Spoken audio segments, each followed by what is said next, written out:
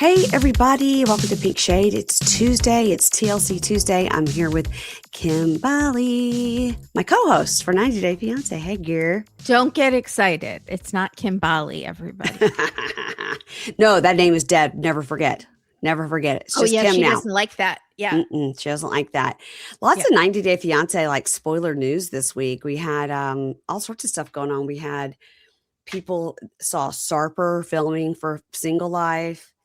No. And really? Rob and Josh. Yeah. I saw that news. There was a post on Reddit and it had those two dudes and Michael. Yes. Amazing. Yeah, so excited. Tiffany and Tim, because you know they're best friends. Yeah. And Fisa. Love that.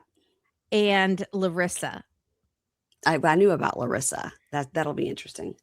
Larissa and Anfisa look almost identical in this photo, so that's going to be fun and confusing for me. I mean, TLC did not announce it. It was just people. Well, it was Single Life cast leaked, so who knows? Yeah, right. I'm super excited about Michael if that's true, though. You know that's going to enrage Angela. Oh my God, she's already just. He needs to be in protective custody while he's filming. Like at every date, he needs Secret Service around going, look out for the drunk white lady with bad teeth and stuff in her bra. She has crazy menopause strength and she's ripping apart a car. Look, she has cigs in her bra and dentures that she ruined. If you see Dog the Bounty Hunter, just let us know. That's it. Her. That's all you needed to say. That's all you needed to say. Yeah, that was interesting. And then what other news did we get this week? Oh, another weird thing that Chris, a listener, sent me that I'd alerted to our 90-day text chain was that Debby apparently has a grandchild who's like a little 10-year-old boy. And it's odd that obviously it's not Caden's child. So obviously it's Devon's child. Never. Well, why is it obviously not Caden's child? Because he just graduated college. So he wouldn't have like a 10-year-old. Do you know what I mean? The timeline. Not. Yeah. Yeah.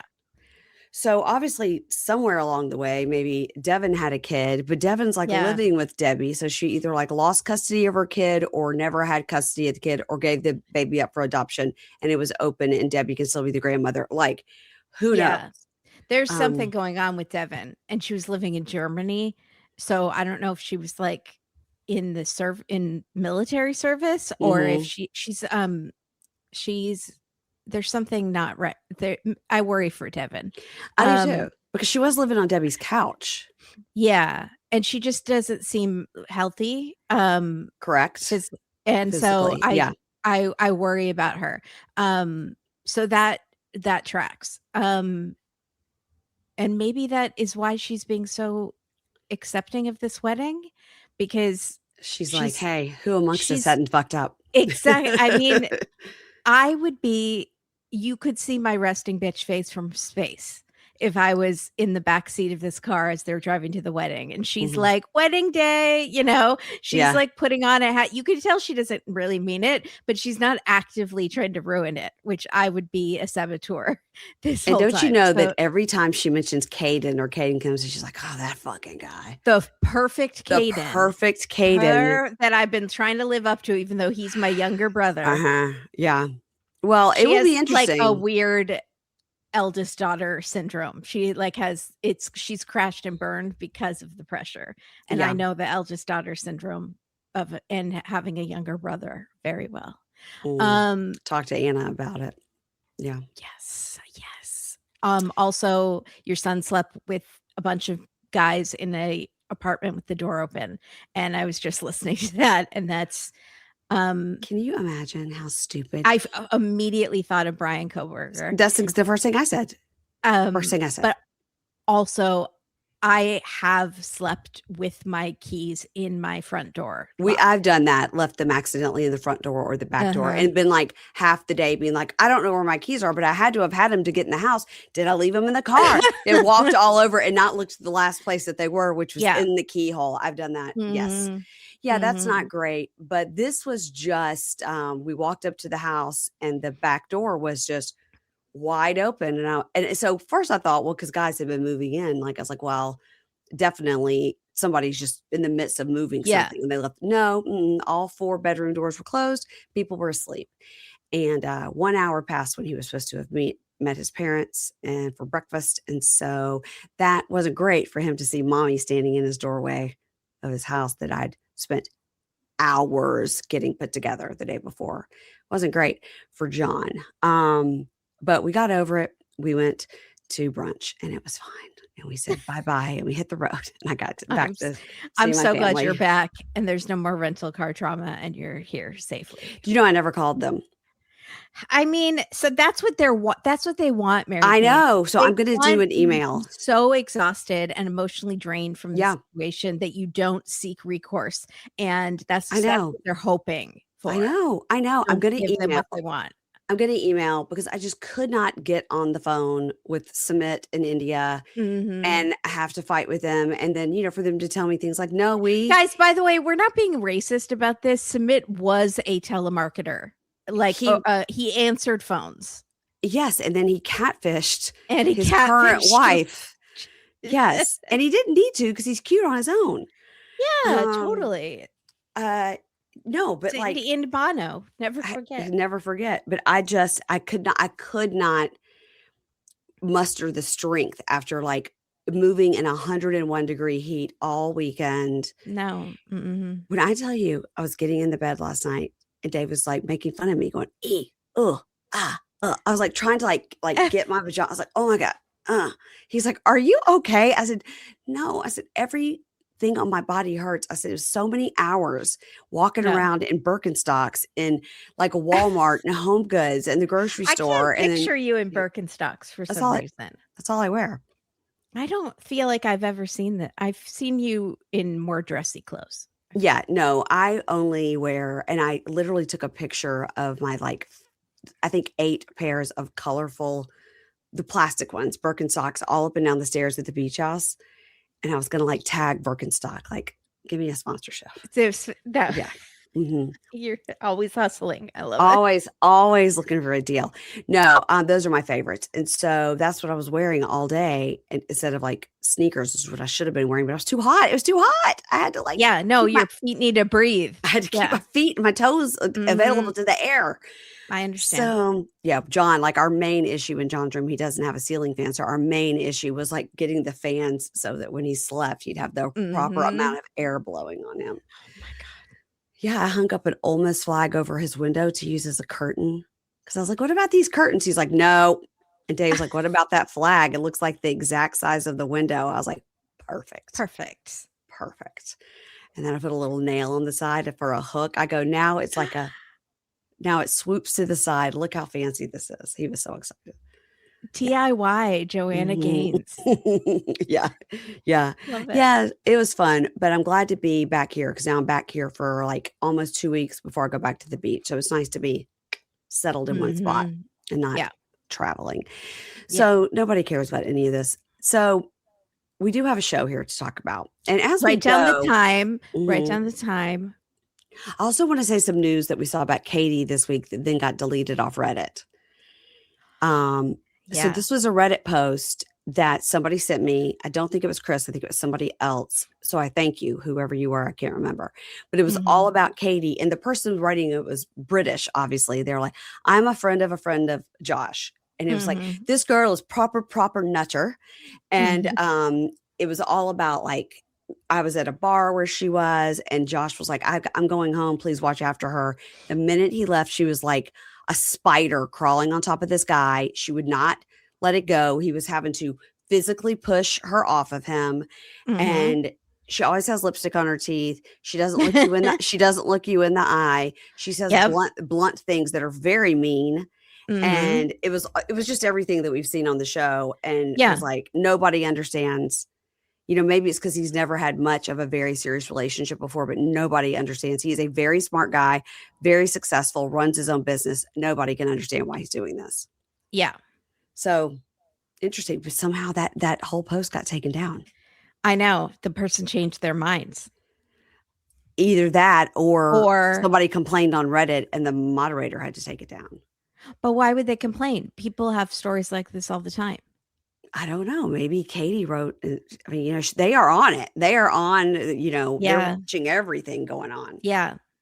If Debby was on it, she would have made a video about explaining about her grandchild, but she hasn't. What's funny about Debby, going back to that, is the post after the birthday post for her grandson is a happy birthday post for Princess Diana. It's strange.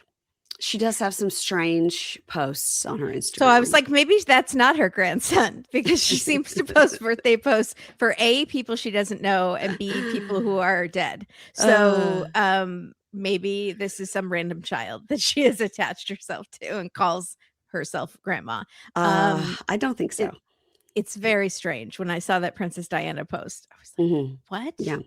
But in our group chat, what is funny is in our group chat, I posted that and I was like, I need some information about Debbie's grandson, for our 90-day podcast buddies. And I was like, what do you think? And immediately somebody goes, oh my God, Hayden Pantier. And I go, Hayden Pantier is not Debbie's grandson. What are you talking about? I was so confused. I was like, what? And they're like, she died. I was like, wait, okay, that we're talking. I go, let's take a moment. I'm very sorry about that. Can we go back to Debbie's grandson? This is what the point of this chat is.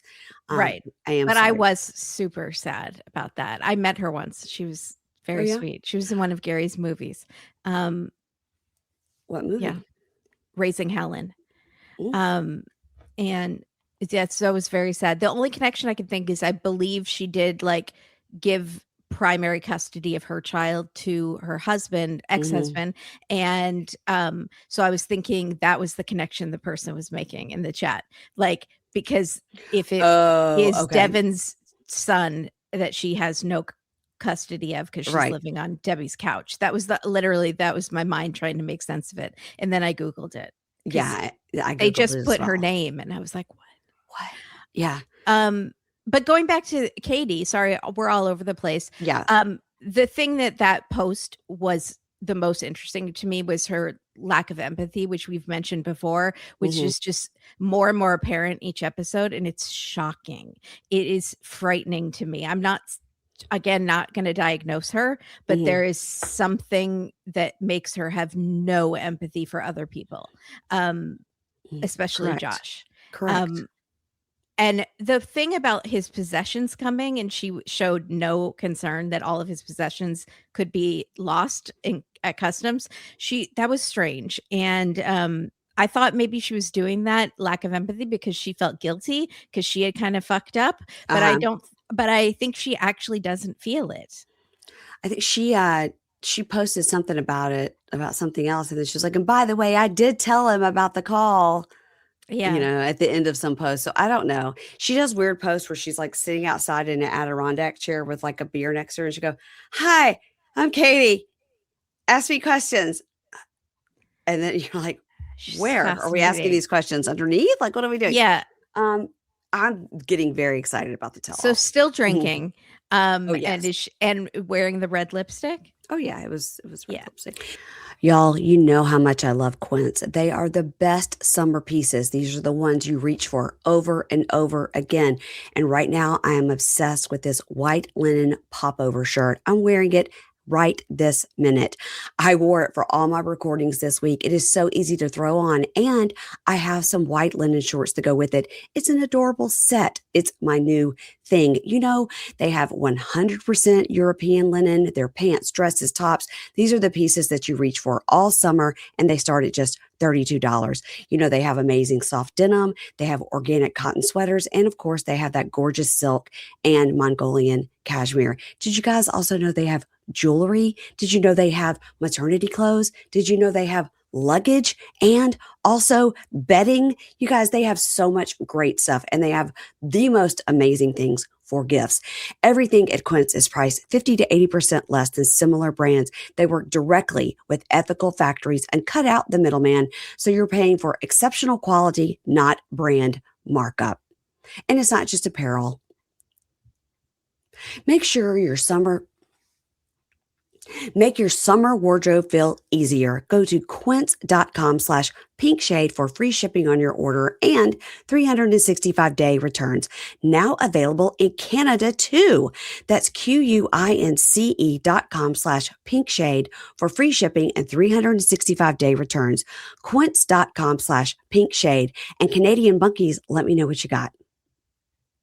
This episode, though, and this is where we're going to start. I'm going to make a timestamp. This episode, we are going to start with Catie and Josh. And when they first showed them on the plane, like, we're going to Oakland, they acted like they were going so far. They're going Portland to Oakland. It's like not that far. No.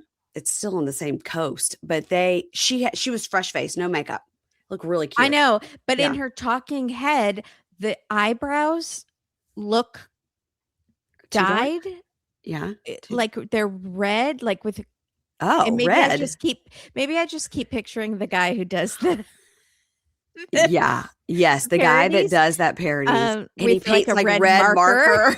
Yes. But it's like her skin is getting dyed too. Yeah. And I assume she's a natural ginger of some sort. Yeah. Because of her coloring. But like they just don't look right. I'm a natural ginger, and my eyebrows are not this color. They are clear. They are mine are too. Completely clear blonde, and so that's why I get them dyed like a light brown, which they need to get done again. But so I imagine that she just gets whatever color she sees and doesn't kind of try to match it to her hair or skin tone. It's that look of I just got them dyed, so my skin is slightly dyed around them. In her, we know it well. Like we know it well. We know it so well, and so it's just. It's like you know not to schedule something big like all of your talking head interviews for the show that you're on right the day after you've done it. But maybe not. Anyway, okay, let's go. They are all smiles at the airport, except his smile doesn't really go to his eyes because he's clearly dead inside. And she even says, "You look like a zombie," which I did not know we were shortening zombie to zom. Never got that memo. How about just Zoe? Super sus. I don't like it. Yeah. So, but she says that because he's tired, not because he's dead inside, and she has sucked the life out of him like a Dementor from Harry Potter.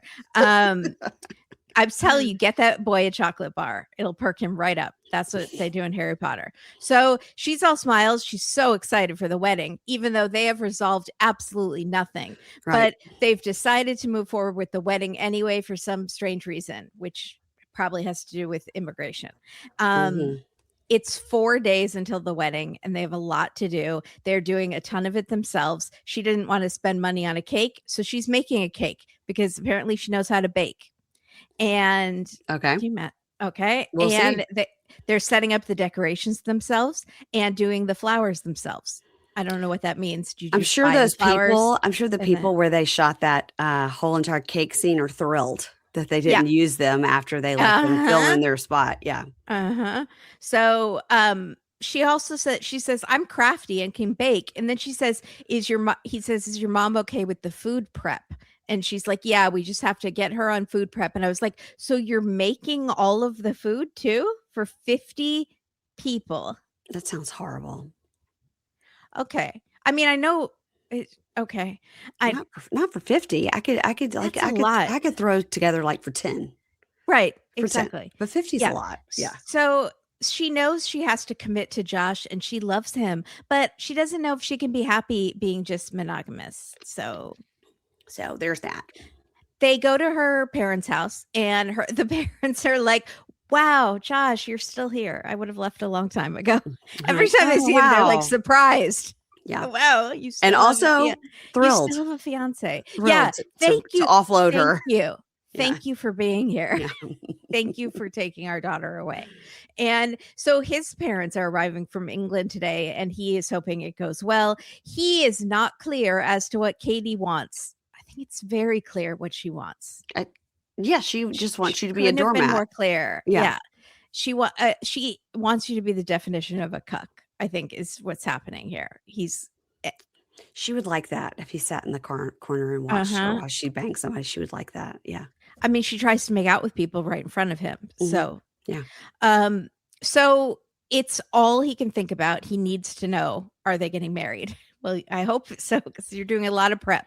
Yeah. So they're making cucumber sandwiches for the parents, like they're doing a tea on the backyard picnic table. It's cute, but not, I mean, want to be British. It's fine. It's cute. They made an effort. So it was like an electric tea kettle and things that like I feel like proper tea people wouldn't do, but it's fine. So he says he hasn't really spoken to his parents about his relationship with Catie because he feels so badly that he's left them and gone to America that he doesn't want to burden them with the details. So he paints it very rosy.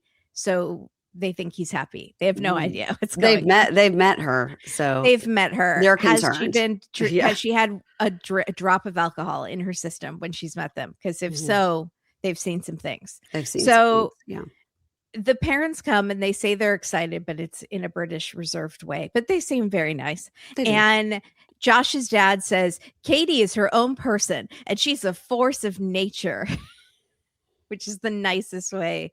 Nice. I wanted her mom to pop in and go, we hate her. It's okay. You can be more blunt.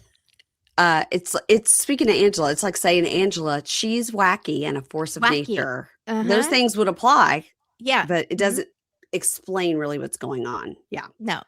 The mom says she's loud and carefree, but there's also a lovely, gentle, sensitive side that none of us have ever seen. But Josh says it's there. So we're going to believe him. Sure. And also, I believe that she and Josh bring out the best in each other. Also, footage not found. Not true, lady. Not true.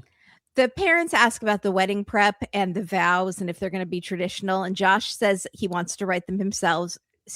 And he says, what I want Catie to remember from my vows is I'm here and I'm not going away. No matter how bad your behavior gets, I'm not going to leave. So stop trying to push me away with your awful, awful behavior. I'm in the States now. I'm not leaving. I'm here. Yes. I'm stuck. You're stuck with me. Right. So the mom her mom is swooning like, oh my God, that's the most romantic thing I've ever heard. And our daughter deserves so much worse than this. And this is incredible. Well, Josh, you want to marry me? So everyone's swooning and his dad says, no pressure, Catie, for your vows. And she's like, I vow to stay with Josh till he gets bald.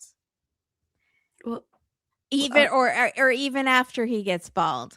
And they cut to Josh's dad, who's completely bald. And he says, well, I started going bald when I was 20. So good luck, Josh.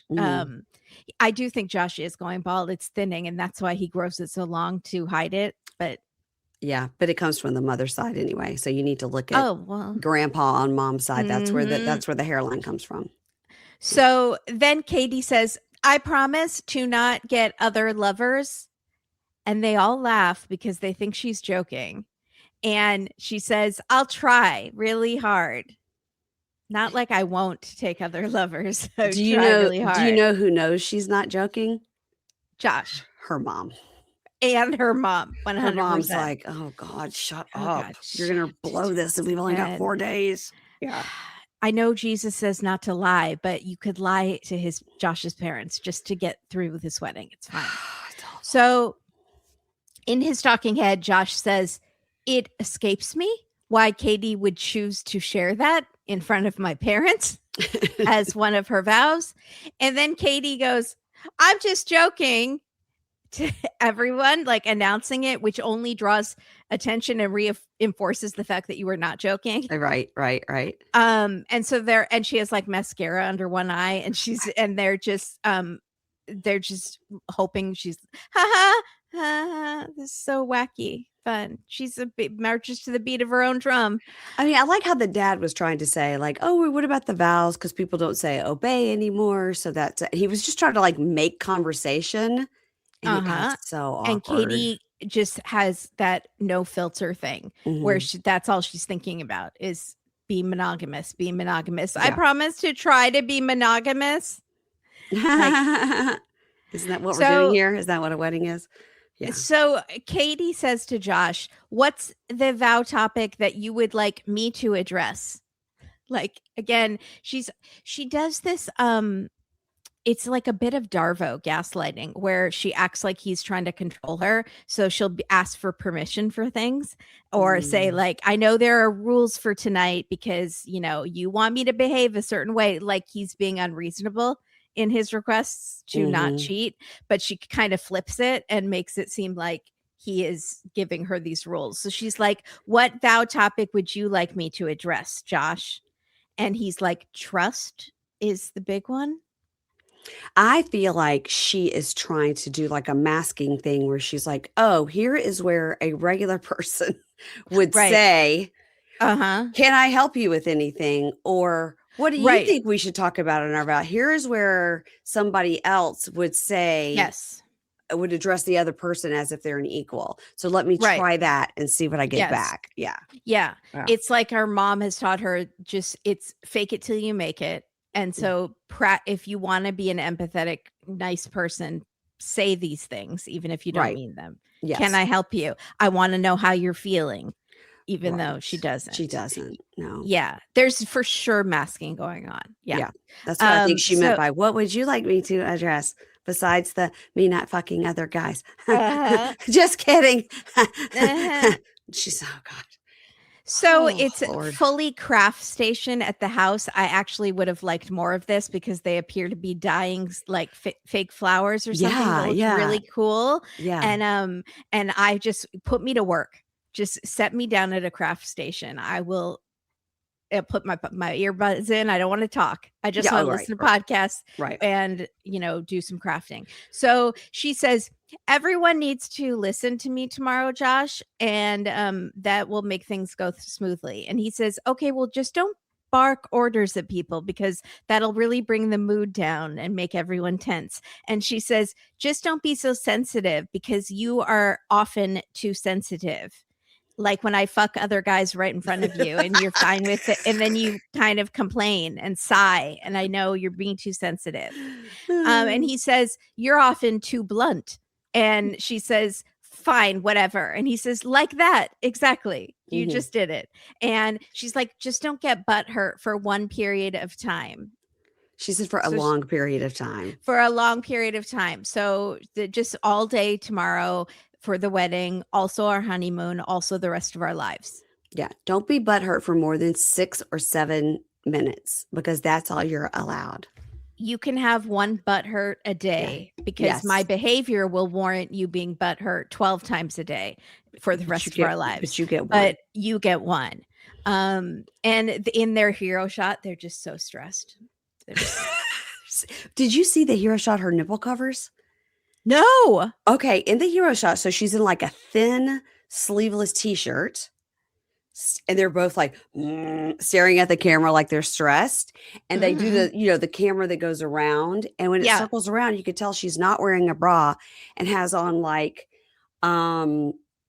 this size like nipple covers. Like they're huge. Oh, that's a shame. And you could just see the whole thing. I was like, why don't you just put on a bra? Because you put on these things that look like hockey puck size right on top of your nipples. It was like, why weird. Did the camera people don't like her? The producers they didn't say like, that didn't look so good. Didn't have to use that shot. Yeah, they did not like her. That's a bad angle. We can see your nipple covers, but it wasn't a shirt that required nipple covers. Is what I'm saying. Right. She could have just worn like a bra. It was just a sleeveless shirt. It was anyway. I was stunned and upset about it. I feel like she doesn't like to wear a bra. I feel like she's one of those people who doesn't enjoy wearing a bra. She's a nudist and he's a never nude. Yeah. Yeah, exactly. Yep. So they are stressed. They go to the reception hall with the family to set up. Now, reception hall is generous. It looks they're going to make it look great. They're going to make it look great. I don't know how 50 people are going to fit in there, but is this at their church? Yeah. Yeah. So yeah, it was free. So she says he's going out tonight with his friends for a stag party, a stag do from the UK, his friends that have come in. And that's really annoying that it's the night before the wedding and he's leaving me with all this stuff to do. Well, his friends live in the UK. So did you want them to come a month early to celebrate with him? Right. And then again for the wedding? Also, everything's last minute because you planned it last minute. So, I mean, to come from the UK over to California is what, like 10, 11 hours? At least, yeah. At least, because from here on the East Coast, if we go over to London, it's like 5 or 6. Yeah. Depending on the time of year. So then you got to make it all the way over to California, another 5 or 6. So they've come a long way, got many time zones. So yeah, shut up, girl. Shut up. Now I'm mad. I didn't think about that. I know. So she starts delegating everyone, and everyone's like, yes, sure. Yes, sir. We got, there, because they're slightly scared of her. Even her own mom is like, okay, Catie, just say yes, Catie. Everybody say yes, Catie, and nobody gets hurt. She's leaving in 3 days. She's leaving in 3 days. We are going to be rid of her forever once we saddle her to this poor British man. Never have to see her again. I don't care if she has kids, raises them Lutheran. I never plan to see this bitch again. Just get her tied to Josh. Oh, she needs so much help. And then it's his problem for the rest of his life. So she says, when I'm stressed, my OCD is worse, and people can help by listening to me and doing what I want. And he goes, so you want a dictatorship? And she's like, yes, for the rest of our lives. Yes. I thought I've been pretty clear about that. So she asks his opinion on streamers, and he says, I'm a yes man today. I didn't think I had an opinion. I was supposed to just say yes and obey and shut up. And so he's being really sarcastic, and she thinks he has an attitude. So they're already fighting. And he says, it's a little ironic that I'm being asked for my opinion. Maybe she could ask Ryan or Mark their opinions. And then he laughs because, again, infidelity, sexual assault. It's so funny. Love it. He was holding that in his back pocket. He was waiting. He was waiting to bring that out. Yeah. Yeah. He's like, that's going to be an internet Instagram clip. I know it. So his friend Megan arrives, and she's adorable. And I was like, why can't he be with her?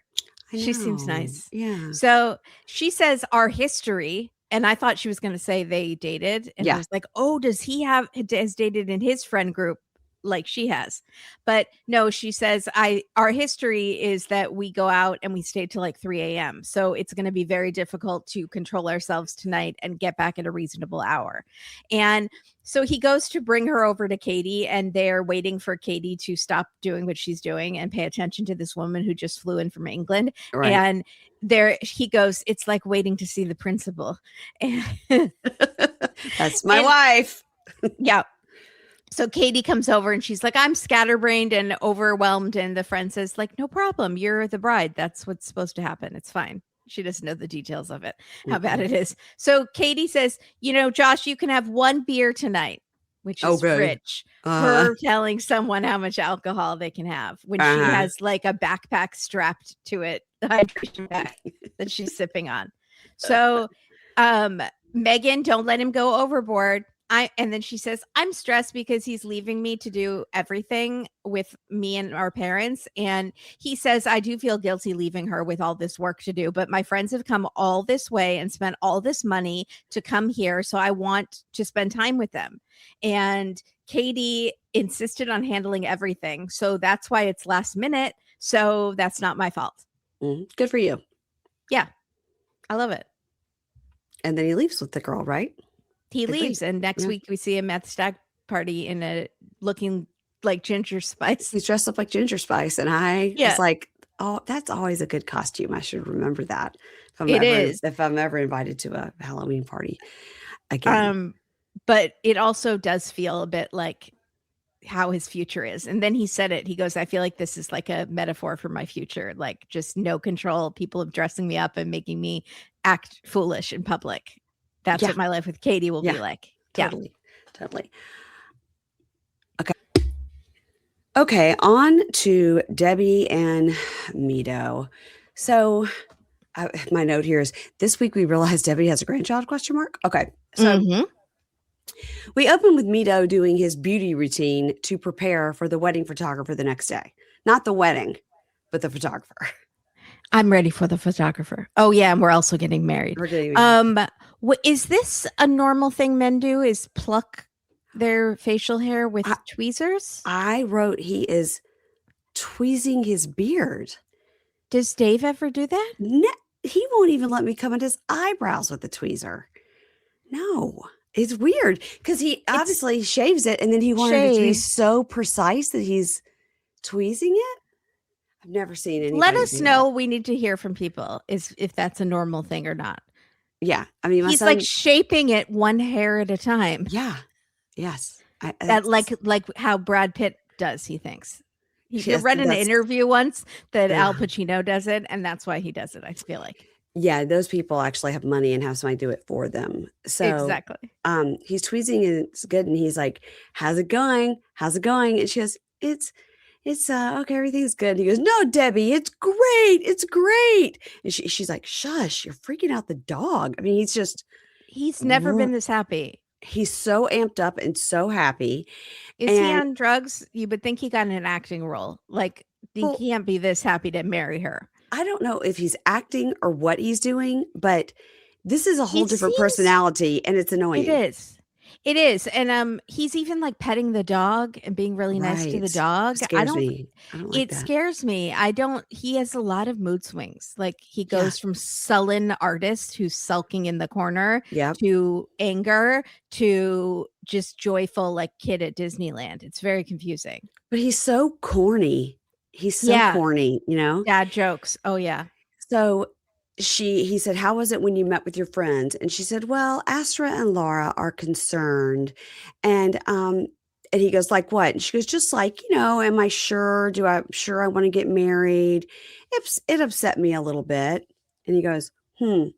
And she goes, "It would have been good if you could talk to them and you guys could work it out." And he goes, "Oh, no, it's okay. We're good. I will not meet with them ever."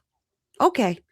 So then that's weird because it's his controlling, mean, weird side, but said in a really nice way. Yeah. So now Okay. I'm even, and he's calling her sweetie. And Yeah. like, it's so bizarre. It is. So she goes, "Well, also I heard from Caden and he said he might have to work tomorrow. So I'm just waiting on him to call back." He goes, "Oh gosh, that would be bad." And she goes, "But if he's not there, I can't imagine getting married." And he goes, "Well, of course we would want him there, but that's out of your control if he has to work. And so this is the date we chose and this is what we're doing." And talking head Mido says, "We have come a long way. We will get married with or without Caden." Oh, Oh, now all of a sudden he's dying to get married, you I know? know. Mm-hmm. So then we see him practicing "I do" in the mirror, and she thinks it's so funny. And then they make jokes in their talking head about, "Oh, he's excited about the wedding. He's most excited about the sex." Oh, and he's like, "Oh, yes, we go behind the couch. No one's looking." And she's like, "You're so hilarious." Okay. Just So all of this is weird and not right. Just not, there's something wrong here. I don't like these it. people are not doing it.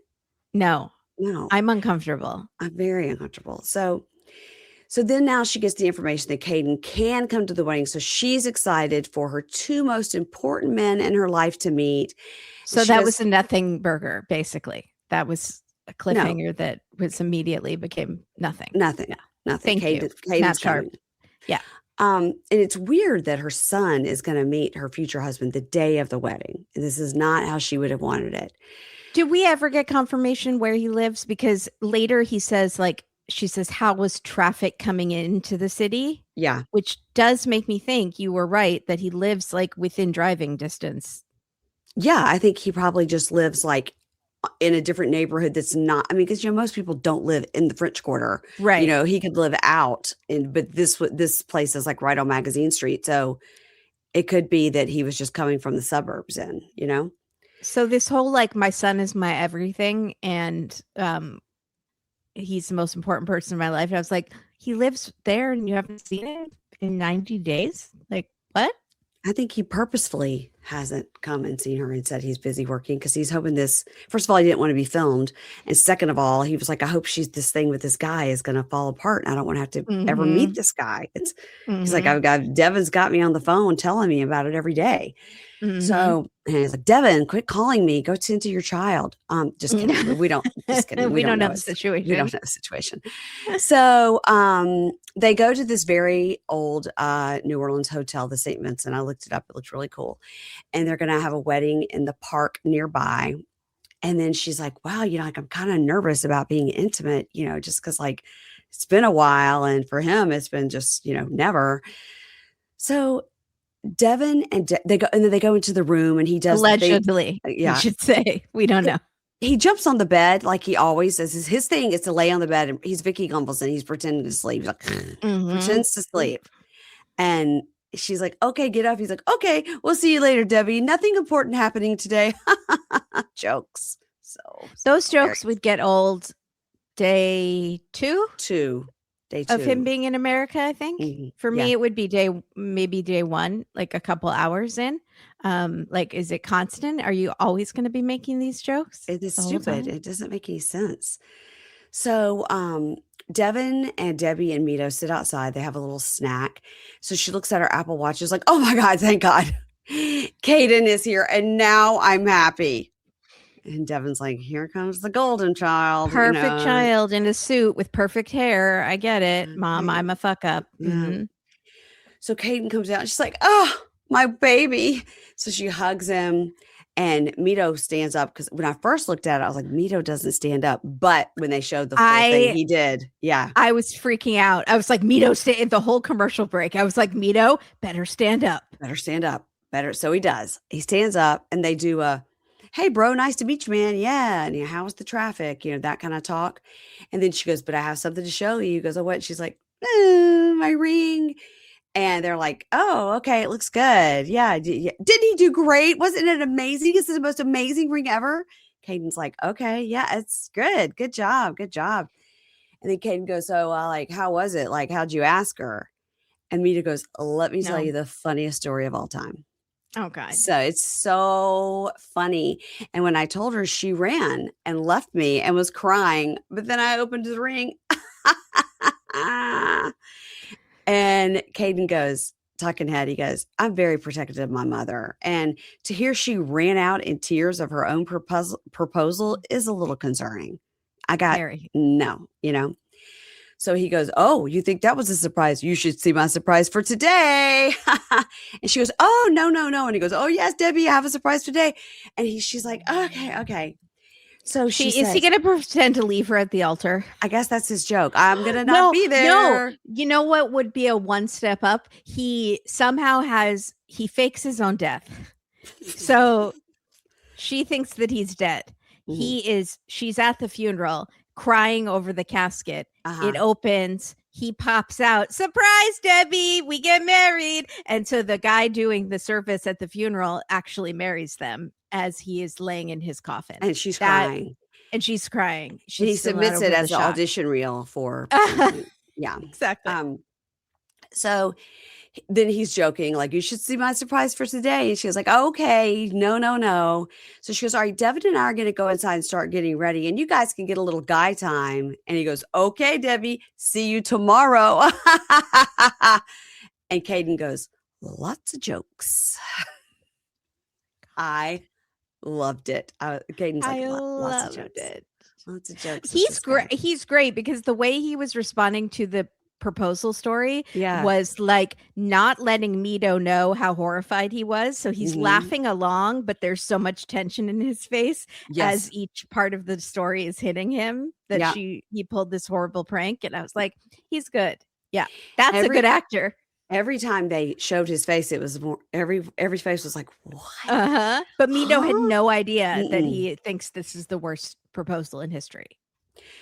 So Mido and Caden hang out. And he's like, so, bro, how's it going, man? You got everything acquainted here with living in New Orleans? And he goes, oh, yes, it's been fine. And he says, so once you get your driver's license and stuff, like, I guess my mom will probably buy you a car. Like, what do you think you want to do for work? He goes, oh, yes, of course. So I will get my driver's license. And of course, I will continue my big dream, which is to be an actor. And I will continue that as I did in Egypt. And Caden goes, oh, yeah, like I understand, like you're successful there. But yeah, here it's like super competitive. It's like 1 in a million shot to be sustainably successful and support your family. So he wasn't even that in Egypt. He was also a tour guide. A tour guide for right. He wasn't it's not like he was supporting himself through acting. No. So Mita goes, yes, that's right. But I do the one thing I love and nothing else. And Caden goes, yeah, well, like I'll give you an example. Like I really wanted to play baseball, but it didn't work out. And there's a fine line in things that you do, you like things you love to do, but things that you need to do to pay the bills and put food on the table. Talking ahead, Mido says, I was patient with his questions, but I am a person who hates questions, by the way. One day, God willing, I will prove myself, and I think you will see it in the future, God willing. Okay, well, God willing, we'll see. We'll see. Yeah, maybe he will like book some commercials, being a wacky, cheesy dad joke kind of guy. I could see that maybe, but I can't see him landing like a long-term role or a movie role or something. And I think he thinks commercials might be beneath him. And even like a serious actor. And even like a wacky neighbor. Yeah. I don't even know if he'd be good at that because he's so annoying. He's so annoying and it doesn't feel genuine. It feels very, it's not like Kramer on Seinfeld where he embodied that character. So it didn't feel like he was acting. Right. He always feels like he's acting. Yes, always. So Caden says, so you, besides acting, like you got anything else you're passionate about? Like just, could you flip pizzas at the pizza place? Like just like anything you would want to do? And he goes, oh, yes, I've made a music video. And so I can sing, and I'll put that music video out, and maybe YouTube will pay me. Okay. Unless you're getting like a million hits, Kimberly and I are here to tell you, YouTube's not really paying your bills. Don't rely on that paycheck. What if it was I love you, chicken? What if he paired up with like other 90-day people? So what if he joined Bad Boys for life? We figured it out. He should join the Bad Boys. That's it. Nailed it. It's perfect for him. So in the Talking Head, Caden goes, yeah, I mean, acting is a fine career, but I don't think it's sustainable. Like, I don't want him to be a slouch on the couch and just be there for a handout. So I'm going to be keeping an eye on it. I loved slouched on the couch. I'd never heard that. I've never heard that. I love it. I loved it too. I was like, that is my life goal. That's why like, Caden and I would never work out. Slouch on the couch is good. Yeah. Yeah. He'd be like, what are you doing? I'm being a slouch on the couch. It's my best life ever. But he is there for a handout. I mean, just even saying he's getting a driver's license, like he's now driving her Mercedes, or what are we doing? Right. I'm just so glad she doesn't have children, like young children. Yeah. Or they were planning on having children together. Right. Because then I would worry. I think she makes enough to sustain both of them with him taking like moderately priced acting classes and not going to the really expensive ones. So I don't know, maybe, and she could be his manager. I don't know. It could, although she wouldn't be good at that. And she also took that picture wrong. She took a picture instead of a video. Never forget. Never forget. And then she threw the phone in his face or something. Yeah, well, he deserved it. So Caden says, look, to Mido, he goes, look, man, my main thing here is I love my mom. I want to be sure my mom is taken care of. And do you understand? And Mido goes, yeah, I understand. He leans over, he shakes his hand, he gets so close with his scary eyes right in his face and goes, yes, we are bro now. And brother and best friend. Okay. Caden's like, I did not agree to that. Caden's like, first of all, you're my stepdad, not my brother. And we're not best friends. I met you 4 minutes ago. And Caden just looks at him and goes, okay, looks at him like, what the fuck? Like, but my mother has no friends. No. He hasn't made any friends. I don't think anyone in that acting class liked him or the teacher. Or Astra and Laura's boyfriend. No, they hate him. Yeah. And he says he'll never talk to them again. So he's like, Caden's close to my age. Exactly. Really. No, it's not going to work. Okay, let's move on to Marissa and Edward. Oh God. Basically they fight and they just don't understand each other. They need a communication translator. So she is stormed off to the restaurant. The end. Like seriously. So she's mad because he ruined the night that was supposed to be all special and rekindling the relationship. And he kept trying to take it back to those dark, dismal times in our relationship 2 weeks ago. And why would he say, if you mess up, it's on you, it's your problem? And that makes me feel like, oh, I better watch my step. Like, how dare, like, I'm better than him. How dare he give me an ultimatum? Exactly. By the way, this is what she wanted. This is what she wanted. She wanted told him, be a man, stand up for yourself. Tell me how you're feeling. And why does it always have to come back to some serious freaking thing about something? He's so insecure, and we're supposed to be celebrating tonight. And I was planning to tell him how confident I was to marry him. So they both had different expectations for the night and did not communicate them well to the other person. Right. So she goes back to the table and she says he has an attitude on his face and she doesn't need that right now. Like she didn't give him the death stare last week where we thought she was going to murder him and make him swim with the fishes. Yes. It was, she's going to Shut throw his your body mouth. in the East River. Like, yes. Demon. So you're embarrassing me. So she says, I'm so sick and tired of you going on and on about things that don't need to be discussed, and we don't need to rehash everything. It's so unnecessary to me. And he's like, that's not okay for me. And you're reacting the way you did. Like, and she goes, I didn't react. Okay, you did. And you're reacting now. Yes. You're reacting now. And he's like, I'm aggravated. And she says, I told you. And then he interrupts her and she's like, stop interrupting me.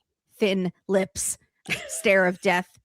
And she says, I told you I didn't want to talk about it. And he says, it didn't make sense to me. And she goes, let it make sense. And he says, I wanted to talk to you about my feelings of jealousy. I wasn't trying to talk about your garbage ex or start a fight or anything, but I don't like the face you're making right now. You're rolling your eyes and the way you're breathing is very scary, like Darth Vader.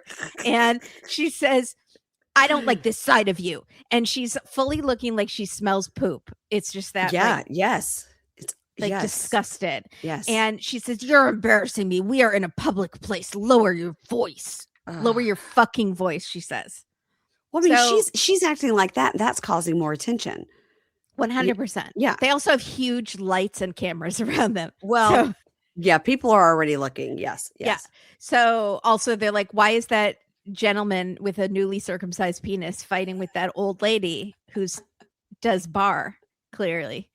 Clearly. Yeah. So she says, you gave me attitude. She says, I didn't do anything to you. Are you delusional?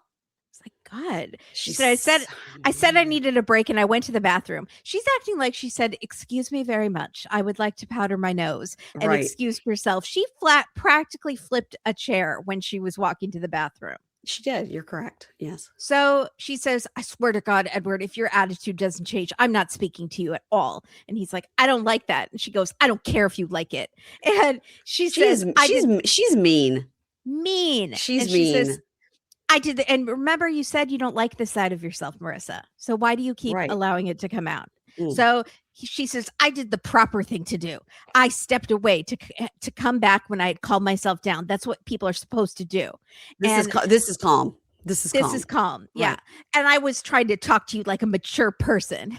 Like when I told you to shut up and stared at you and scared everyone in the restaurant. And he's like, fine, whatever. You're right. You're always right. And she's like, don't be passive aggressive with me. And he says, you told me to express how I was feeling. Right. And I did. And then it's wrong. So I'm wrong either way. And he needs a minute and he walks away from the table and he doesn't think he did anything wrong. And she also thinks she politely left the table and did not throw a fit in a restaurant. So he's like, she told me to express myself better. That's what I was doing. I'm damned if I do. I'm damned if I don't. And now, to be fair, she didn't want to do it at this dinner. And she told you that several times. Yeah. However, why does she get to dictate the mood of each meal?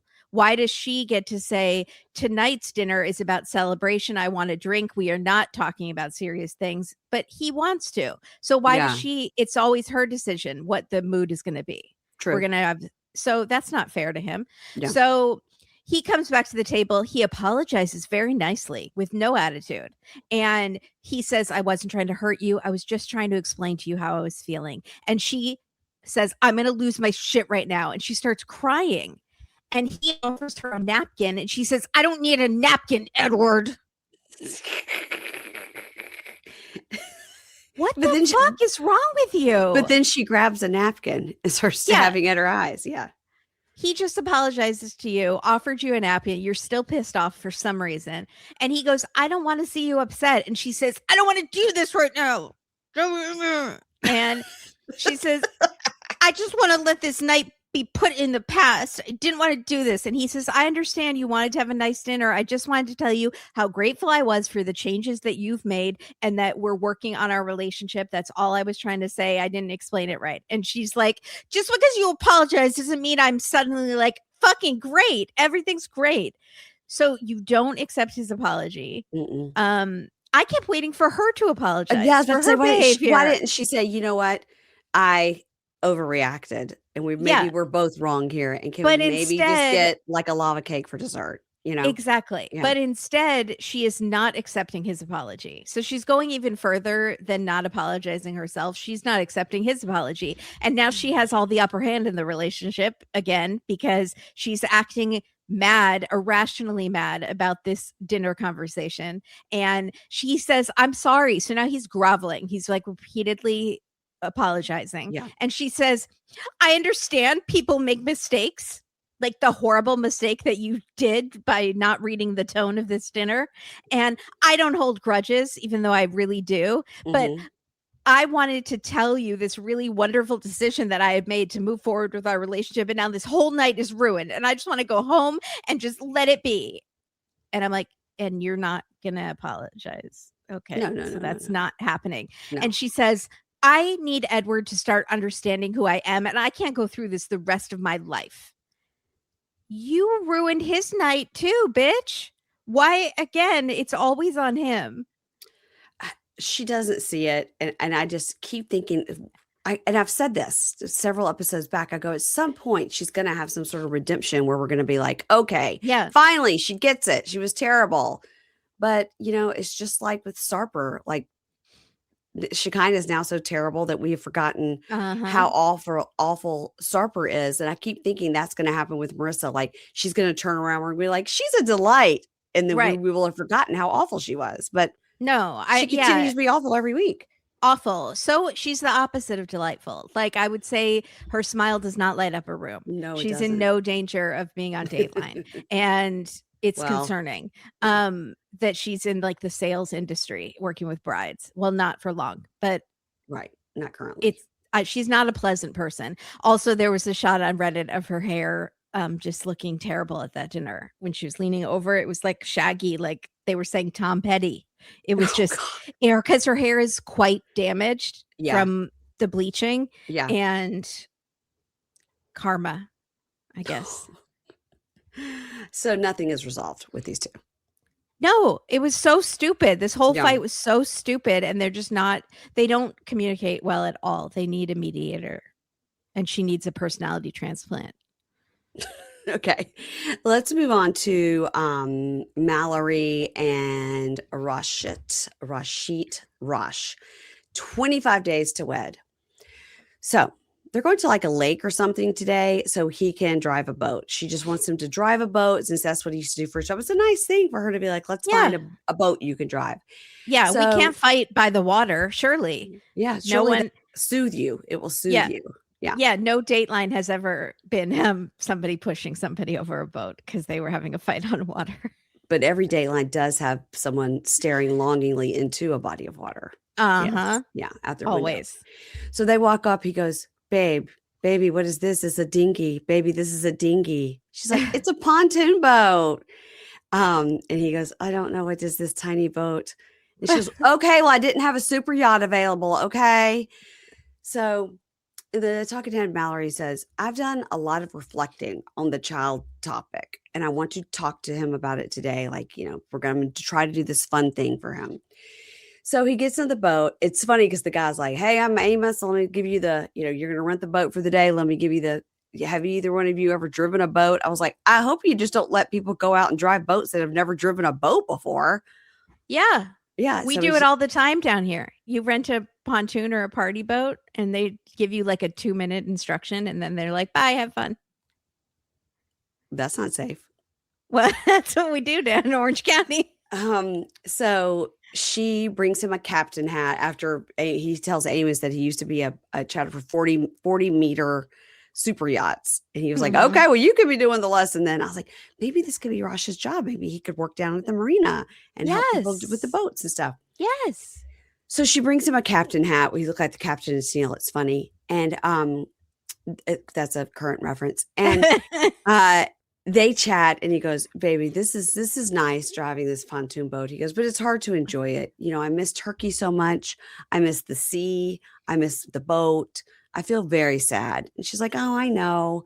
So they stop to park the boat and talk. And he says, so what are we, what are we thinking about the wedding? And she goes, well, I want to talk to you about that. And he says, so I have to tell you, if you don't want a baby, I will go to Turkey. I will broke up. You understand?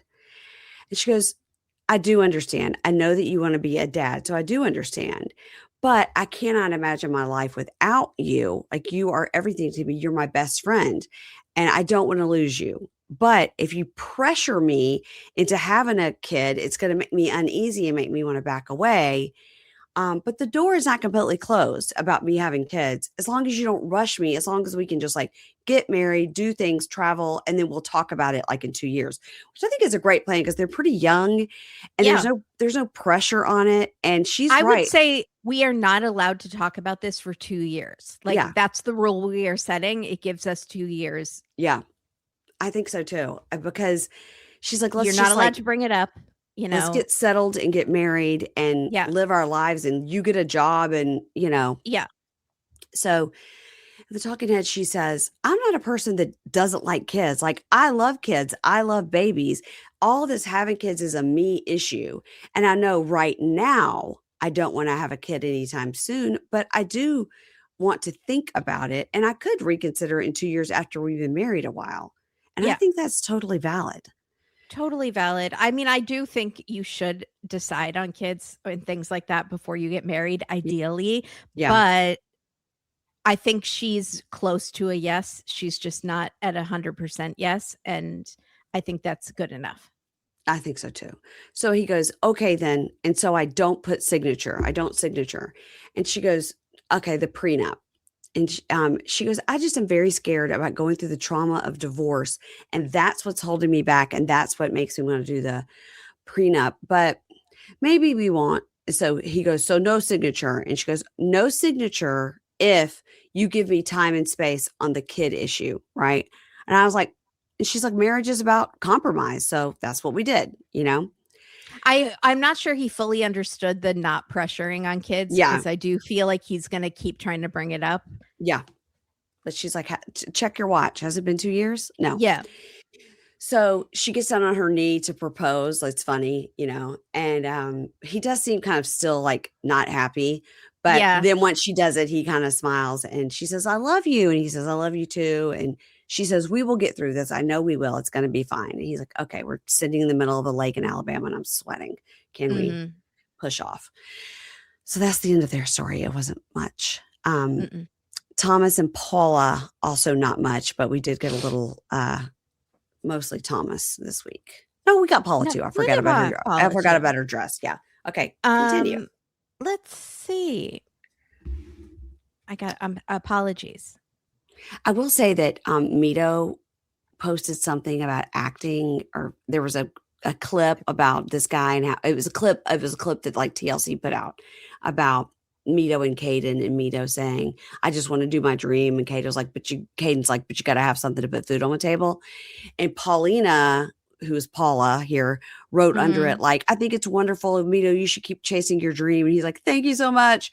And I wrote back because I met her on the interview I did. I wrote and said, I think it's wonderful to have a dream, but you do still have to have a job to fund that dream and put food on your table. Like, right. It's great to have a dream, but you also have to have a job. I know lots of actors who believe the same way he does, that you have to put, some acting teachers will even teach you, do not have a plan B. If you have a plan B, you will fail at acting. You have to make this your only thing. And I'm like, great. Are you going to pay my rent? Right. What are you going to, that makes no sense. But that is like a big theory that a lot of actors have. So I get it. But I think you need a plan B. It's not a plan B. I'm going to be an actor. I'm acting. And while I'm working on that, I'm going to have a part-time job doing this. Yeah. And I might meet people waiting tables that will help me in the industry. Yeah, I mean, he could go work at the theater. I mean, I you know can what I join mean? Scientology and they will hook me up with some acting jobs and I'll work for them for free. It's perfect. Completely. There you go. Yeah. Nailed it. Yeah. So see, the reason I couldn't find my notes is because I wrote Josh instead of Thomas because now he looks like a Josh to me. Oh, okay.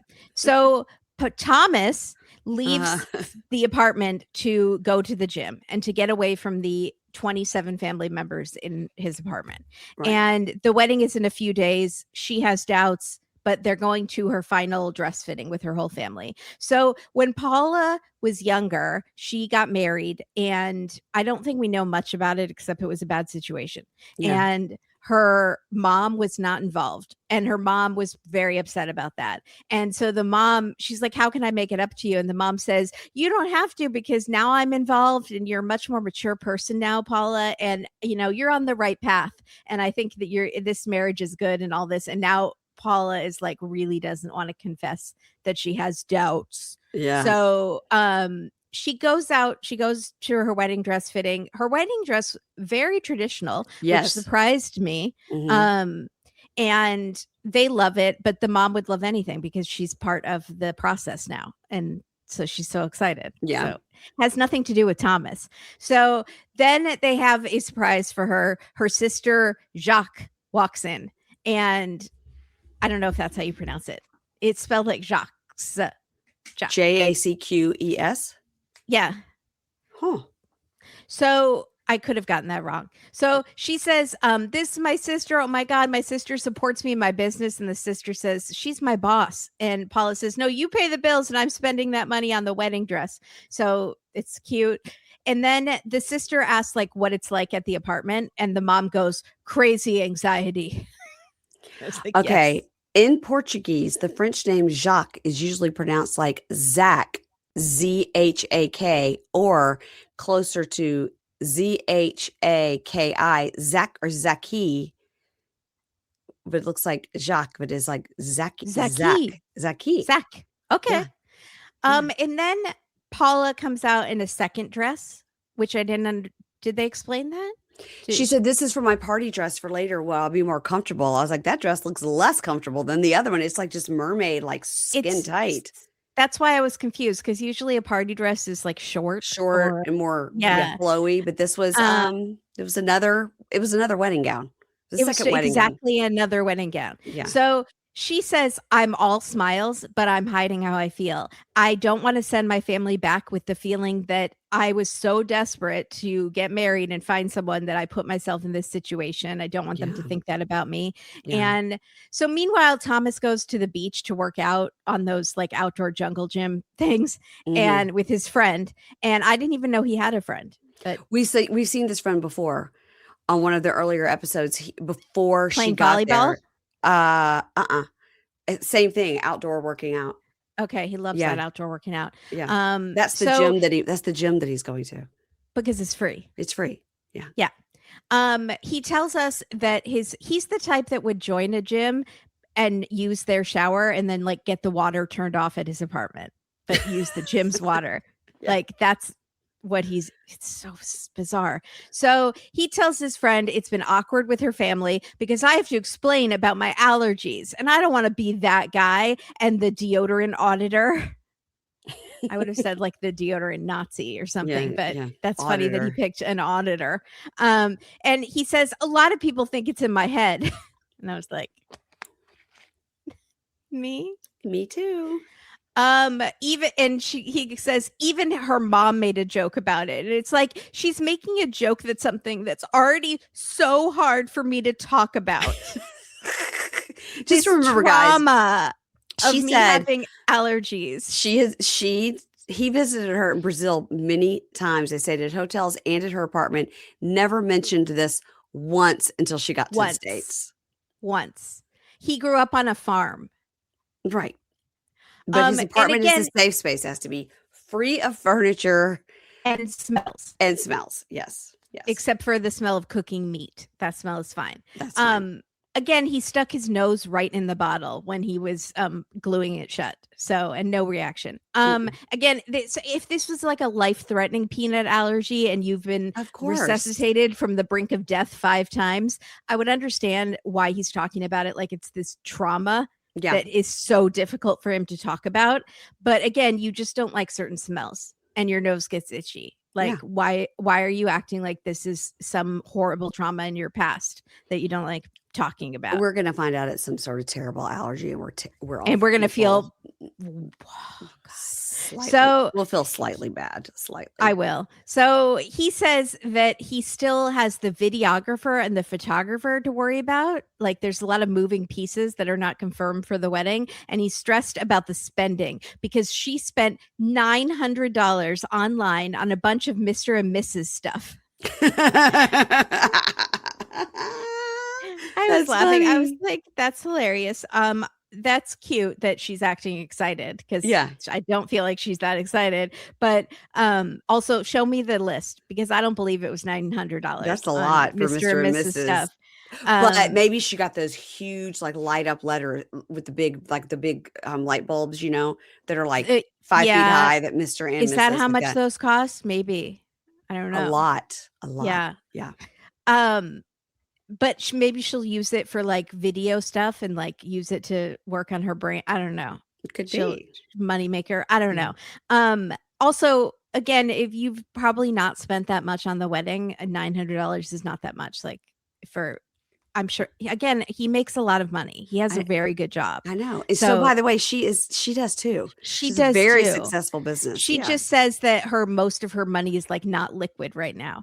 So it's in the business, but in the future, she is making a lot of money. She's just trying to franchise and make a lot of those stores. That's right. So he says, I thought marriage was about compromise, but she came in hot and it's her way or the highway. And I was like, that's rich, Mr. Floor Table. I don't think yoga mat person. 2 beds in a 1-bedroom apartment. What are we doing? Put your clothes in this bin. Coat closet in a bin. Yeah.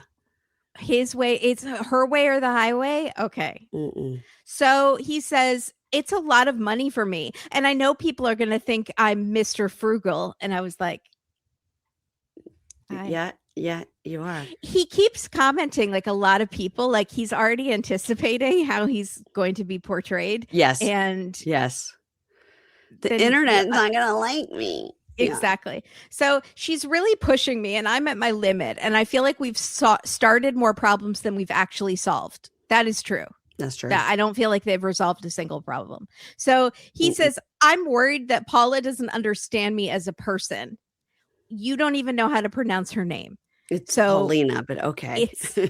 Or Paulina. It's not Paula, but we all just call her that now because that's how you call her. So, but she doesn't understand you. Okay. So he says, we're going to have shared bank accounts and she's going to be on the mortgage and we don't have a prenup. So like all of his concerns are about money, which is concerning.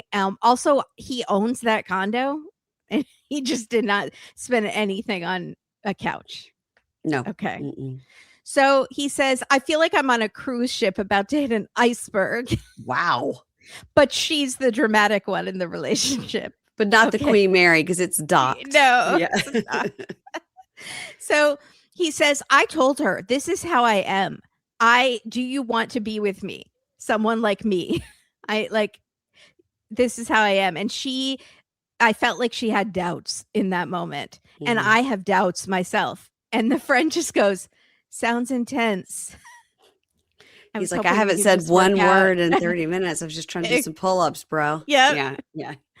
I also think you're faking your allergies, but I'm not going to say that.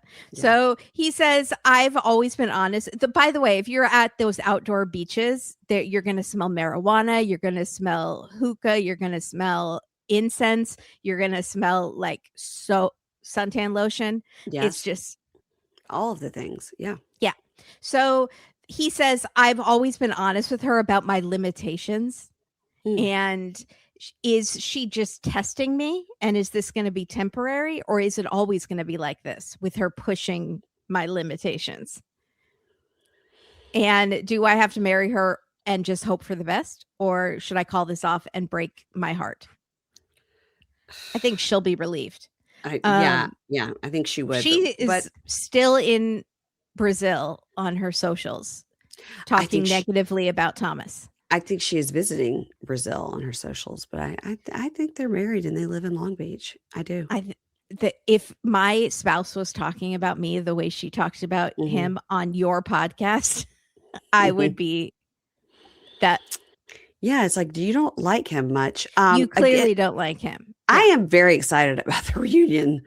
I know. I'm very excited to see all these people together. Like, what a mismatch, you know, a mismatch of people. And like, also, Mido sprays himself like 50 times with different sprays before he leaves the house. So that's not going to be good for Thomas if their dressing rooms are near each other. No. And you know, well, Shea doesn't smell because Annabelle has cleaned every crack and crevice on him. So that's who they smell great. That's who you should sit by. Okay, Shea and Annabelle is who we're going to talk about next. And they're leaving Paducah and they're headed to Gatlinburg, Tennessee for the wedding. Smoky Mountains. I don't know why they chose that, but that's what they chose. And he goes, yeah, we'll get it. Yeah, I think it's cool. I mean, it's going to be pretty. And he says, we're going to a place where there's hillbillies. And she goes, oh, what's the difference between a hillbilly and a redneck? And so he explains. She says Bill Hilly. Oh, she does?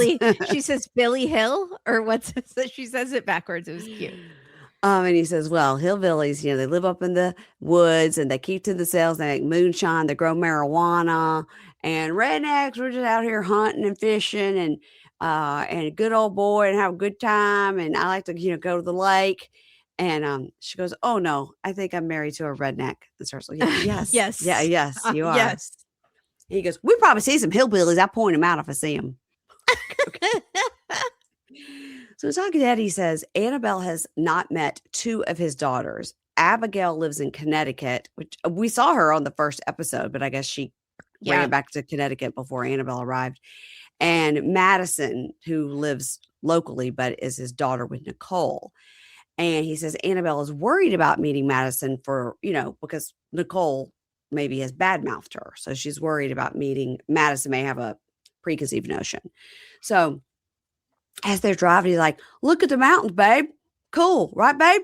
You see that? That's sky lift, babe. That goes up to the top of the mountain, babe. Hey, babe, we're here, babe. It's nice, babe. I was like, oh my God. When his daughters walk in, hey, babe. Hey, babe. Hey, babe. This is babe. Babe, did you be babe? Babe, this is babe. So they walk into this movie. We're going to watch the movie Babe after this, babe. Is that okay with you? You want to watch Babe? We're going to watch my favorite movie. It's called Babe. So they walk into a really nice house, which is where they're staying. And much nicer than the lake house. Much nicer than both of his homes. And they find a room with a king bed. And he's like, get on the bed. And they're like rolling around. And he's like, baby. Oh, babe. I was like, okay. We get it. You guys do it a lot. We get it. So it's the next day and she's putting out decorations. She didn't spend $900 on the decorations. She just went to Party City and got whatever was for a wedding and they are making it work. She's a frugal queen. She is a frugal queen. She got that dress online, right? And she's just like, she just bought the veil. Yeah. Yeah. So Allison and her boyfriend, she's got a boyfriend. His name is Jonathan. They arrive. And with her kids. And then Hallie, Shay's niece, arrives. And then Madison, his daughter, arrives. And Annabelle lets Madison know that she's nervous to meet her. And Madison was good. Yeah, she was like, I'm just nervous. And Madison's totally nice. Again, this girl's like 21. Yeah. So Madison tells her, even if you and my mom have differences, like, I'm cool with you. I'm so happy to be here and celebrate with you guys. I just want my dad to be happy. I'm really glad to finally meet you. And they hug and it's completely fine. She's worried for nothing. So talking head, Madison goes, I don't know what happened with my dad and my mom, but Annabelle is her own person. I love my mom and I love my dad, but I'm happy my dad's happy. So no problem. Yeah, very mature. So when talking head together, she says, Annabelle goes, your daughter, Madison, is so nice. He goes, I told you, babe, nothing to worry about. Unlike that bitch, Allison. She says, I was so worried she would have attitude like Allison. So then the daughter. Also, all of the daughters have the same face. They do. Like Shay's jeans, and he doesn't really have that face. He doesn't have that nose, but He they does all have have that. like this. He does have that he have nose. that He nose? does. Yeah. I love that nose. I wish I had that nose. But like they're all exactly the same. Different moms, but like they look exactly They the all same. look exactly the same. So the daughter And the niece. and the niece. She's not featured very much, but she had to drive Madison, I guess. So She's short. the niece is short. Very. Oh, I didn't notice. She was sitting on the Yeah. couch when I was in. Oh, because I was like, who's that? Oh, that's the niece. So the daughter, Abigail, that lives in Connecticut, comes in with her two daughters, which are very cute. And he's like, Mommy Belle's here, right, babe? And Abigail Mommy said, Belle. That's so Mommy cute. Belle. He says, Abigail says, I'm so glad to meet you in person. I never had a stepmom.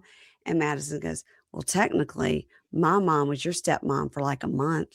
And she's like, yeah, no, we don't, no, your mom be crazy. Okay. So they all laugh about that. Jeff and Lindsay, his two friends, arrive. We've met them before. They're the ones that said they heard she was a mail order bride. Oh, sorry, I hit my microphone. They heard she was a mail order bride. So they all jump on a tourist bus. They're going to go into Gatlinburg. They're going to go up the sky lift to the mountain to this like bar at the top, a rooftop fire pit place. I know it's scary coming down with all these people drinking up there, and then they got to get on this ski lift to come back down. I hate a ski lift. Terrified. Terrified. And I saw a scary movie where people were stuck on a ski lift and there were wolves circling below, and they were stuck in the snow, and their like fingers were breaking off because they were so cold. No. And they had to like try to climb down. It was a horrible, terrifying movie. And I don't know why I watched it, but because I hate ski lifts and heights. I hate ski lifts too. It's the fear of you get off the ski lift and then it's going to like whack you from behind and knock you forward, because if you don't do it right, Yeah. I've only done it a couple of times, and so also people sometimes don't even pull that bar down. Sometimes the skiers are so cash. They're like, oh, I'm just casual 100 feet up in the air with no bar, because they're like, I don't need a bar. With like, their skis hanging down below. Like, what are you doing? You think if you're going to drop, you're just going to like hella ski it out of there? Exactly. So they're up at this rooftop fire pit place, and in the talking head, Allison says, I am happy that Annabelle and I worked out our differences, and I am actually really happy for them. How my dad doesn't fuck it up is basically what she says. And then we get Abigail, and she goes, I love that they know their dad is a fuck up and kind of a cheater, and they're kind of rooting for Annabelle. Like, this is good vibes for 5 minutes. Well, until this. And so Abigail says, I'm happy for them, but I feel like we might need to talk to Dad to be sure me and my sisters and the grandkids are all included fairly, when he dies. Look at him. Could be any day. Any day. Look at those teeth. So they're sitting there, and Abigail says, all right, Dad. So like, God forbid if something happened to you, like, no offense, but she's only been in the picture for a short while. So what would happen to the kids and the grandkids, like for the will? And Shea goes, oh, well, like after we're all settled in, I'll probably go to the attorney. I mean, Annabelle is alone here. I mean, she'd have to have somewhere to live. I mean, what exactly are you worried about? And Allison goes, not getting your money. And you see Abigail looks at her like, oh my God. These money grubbing vultures. Yes. Are just awful. Also, are they, again, as you once pointed out, are they scrubbing his ass in the bathtub? No. I don't think so. Are they going to take care of him when he's old? No. Change his diaper, which could be any day now, because he drinks a lot, and he has, I'd feel like he might have incontinence issues. And so the producers had to make her ask this, right? This is so inappropriate for the night before the wedding in front of Annabelle. It is so inappropriate to do in front of Annabelle. In front of Annabelle. Yeah. Yes. It might be something if the two of them later, like just something to think about. Like, talk to your attorney, see what he says. Yeah. And that's it. And not in front of her. Oh, yes. So Allison goes, not getting your money. And Shea goes, I don't know, but I don't really think it's the kid's place to talk about this. I think it's between the husband and the wife. Yes. And the talking head, Annabelle says, Shea needs to control his daughters. I am offended. I had a good life in the Philippines, and I don't need his money, and I don't need this problem the night before my wedding. I was like, yeah. Yeah, she should be offended. That's offensive. I would be very offended. Yeah. I think it's rude as hell. Yeah. So next time on, we see Josh goes to his stag do and drag like Ginger Spice. Go, Paula. Tell me what you want, what you really, really want. So Mallorie and Rosh do their bachelor and bachelorette party, and Rosh goes to a strip club. He's like, oh my God, it was like full porno. I really like it a lot. He loved Hilarious. And Brandy is like filming. Yeah. I don't think it's going to turn into a storyline because I don't feel like Mallorie would care at all. I don't think she pointed out the strip clubs to him when they remember. Yeah. She was like, there's a sex shop. He's like, I'd like to go to that store. He's like so excited. So Annabelle and Allison get along because Annabelle's getting ready. I don't know what Annabelle was doing with her hair. It looked very strange. But maybe when she puts the veil on, it'll make sense. But they're talking and getting along while she's getting ready. And she says, I'm very glad that everybody here is getting along, but I'm sad because I miss my family. I hope they get to watch on video or whatever. Yeah. Marissa meets with her 80-year-old who looks 50-year-old mom. And her mom says, I have to tell you, I am concerned. I talked to the lawyer and he said it would be 40% of your salary if you get divorced for 10 years because you're sponsoring him. So let's get the lawyer on the phone. Chad, whatever his name is. Let's call him Chad. Chaz. So they call Chaz. So he's telling her, you better work on this. So I'm sure she's going to spring a prenup on him like 2 days before the wedding. Yeah. Then we see Aisha. This is after she's been confronted by stepbrother Rod and her mom's friend Catie. And I don't do violence. Don't slam that table, baby. We're not doing that, baby. So Aisha says outside, she says, Aisha knows what is best for Aisha, especially when Aisha listens to God. And then Catie comes out and goes, I did not mean to hurt your feelings. I didn't know I was coming here for a wedding. And she goes, well, surprise, you are.